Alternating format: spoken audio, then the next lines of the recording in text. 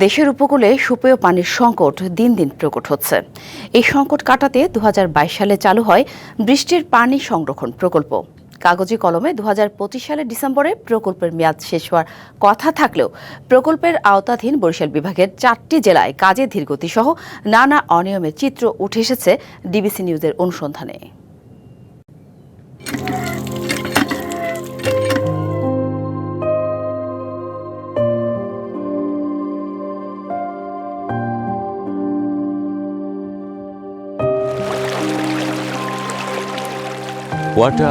Water everywhere, nor any drop to drink. British কবি Samuel Taylor কোলারিজের বিখ্যাত কবিতা rhyme of the ancient মেরিনারের 2 লাইনের চিত্রই যেন এটি। চারিদিকে অফুরান পানির উৎস, কিন্তু দেশের উপকূল জুড়ে সংকট সুপেয় পানির। বরগুনা সদরে 10 নম্বর নলটোনা ইউনিয়নের পদ্মা গ্রামের মনোয়ারা বেগম, বয়স 60-এর কাছাকাছি। প্রতিদিন 1 মাইল দূরের পুকুর থেকে কয়েকবার পানি আনেন তিনি। গায়ে থইয়ে থইয়ে জিরে জিরেই হেইফের পানি লইয়ে বাড়ি। আমার কোনো হানে টিয়ে বল নাই, আর ট্যাঙ্কিও দে নাই। যারা বড় লোক হারা ট্যাঙ্কি নেছে।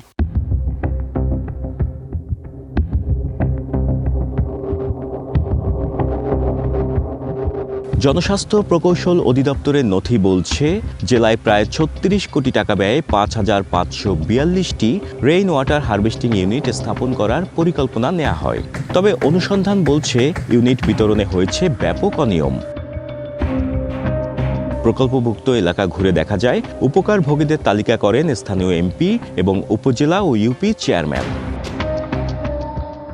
অভিযোগ আছে, তালিকায় নাম দেওয়ার জন্য সরকারি ফির চেয়ে কয়েক গুণ অর্থ নেন জনপ্রতিনিধিদের অনুসারীরা। তবে 2025 সাল পেরিয়ে গেলেও অনেকেই পাননি ট্যাঙ্ক বা ফিটিংস। এছাড়া নিম্নমানের সরঞ্জাম ব্যবহারের অভিযোগও রয়েছে ঠিকাদারি প্রতিষ্ঠানের বিরুদ্ধে। নায়াসিনামাইড ও স্যালিসাইলিক সমৃদ্ধ লিলি ফেস ওয়াশ, যা ফেসের ডেড স্কিন সেল দূর করে দেয় দ্বিগুণ ফাস্টার ব্রাইটেনিং। আপনারা বাড়ি এসে আমি বাড়িতে থাকি, যে বাড়ি রেখে বেশি পয়সা আওয়ামী লীগ না, আমরা তো পাইছি কোনো রকম এখন হাত পাও ধরে ধরে টাকা পয়সা দিয়ে আনছি। এত টাকা পয়সা দিয়ে আনছে, 6000 টাকা করে লাগছে। আমার ট্যাঙ্কির অবস্থা গোড়া ফাটিয়ে গেছে। ফাটে যাওয়ার পর আর কেউ কোনো সারা শব্দ করে না, নিজেরাই টাকা পয়সা দিয়ে খরচ করে সারিয়ে লইছি। আমি ডেরামে টাকা পয়সা দিয়েছি, ডেরাম মধ্যে আমারে ডেরাম আনার পর পানি ভরছি, তলা থেকে পানি পড়তে আছে। বরগুনায় প্রকল্পের বড় অংশের কাজ পায় ঠিকাদারি প্রতিষ্ঠান কামাল এন্টারপ্রাইজ। তাদের বিরুদ্ধে অভিযোগ থাকলেও ঠিকাদারের দাবি, ট্যাঙ্ক না পাওয়ায় অনেকে উদ্দেশ্য প্রণীত হয়েই নষ্ট করেছেন প্ল্যাটফর্ম। আমার কাজ সঠিকভাবে বাস্তবায়ন হয়েছে এরকমের কোনো নাই, আমার মাঠঘাটে নাই। প্ল্যাটফর্ম হয়তো ওই যে 5 তারিখের পরে পরিস্থিতির কারণে অনেকেই করেও ফাটাইছে। বৃষ্টির পানি সংরক্ষণ প্রকল্প ঘিরে এই অনিয়ম আর দুর্নীতির চিত্র শুধু বরগুনা জেলায় নয়, বরিশাল বিভাগে এই প্রকল্পের আওতাধীন পটুয়াখালী, জালকাঠি কিংবা পিরোজপুরেও দেখা যায় একই চিত্র।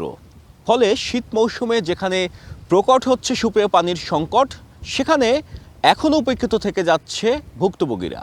10টি জেলার 44টি উপকূলীয় উপজেলার 222টি ইউনিয়নে বৃষ্টির পানি সংরক্ষণের মাধ্যমে পানি সরবরাহ প্রকল্পে মোট ব্যয় ধরা হয় 1001 কোটি টাকা, যার মধ্যে বরিশাল বিভাগে বরগুনা ছাড়াও আরও 3টি জেলা অন্তর্ভুক্ত করা হয়। তবে এ নিয়ে প্রশ্ন করলেই এড়িয়ে যাওয়ার চেষ্টা করেন কর্মকর্তারা, দেন দায়সারা জবাব। আমি আসলে যে কাজগুলো দেখেছি মানসম্পন্ন ছিল। আপনার রিপোর্ট অনুযায়ী আমি আরও ডিপলি দেখব, যদি সেখানে প্ল্যাটফর্ম থেকে প্ল্যাটফর্ম করে দিতে হবে। আবার পাইপ লাইনে যদি দেখা যায় নিম্নমানের পাইপ থেকে পাইপ চেঞ্জ হবে। যদি ঠিকাদারদের দেরি করতে কোনো সমস্যা হয় আমরা সাইট দেওয়ার পরও, তাহলে অবশ্যই তাদেরকে যথাযথ বিধি মোতাবেক জরিমানা করে তাদেরকে আইনের আওতায় আনা হবে। সাইট সিলেকশনের দায়িত্ব ছিল হচ্ছে এমপিদের। জনপ্রতিনিধিরা কোথায় কি টাকা নিল না নিল, এটা আসলে আমাদের দায়িত্বের উপর।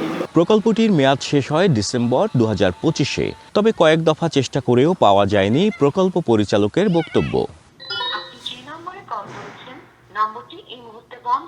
এসব প্রকল্পে যুক্ত জনপ্রতিনিধি ও ঠিকাদাররা কাটিয়েছেন বিলাসী জীবন, কিন্তু অনিয়ম আর দুর্নীতির মারপ্যাচে সাধারণ মানুষের জন্য সুপেয় পানির প্রাপ্যতা দুর্লভই রয়ে গেছে।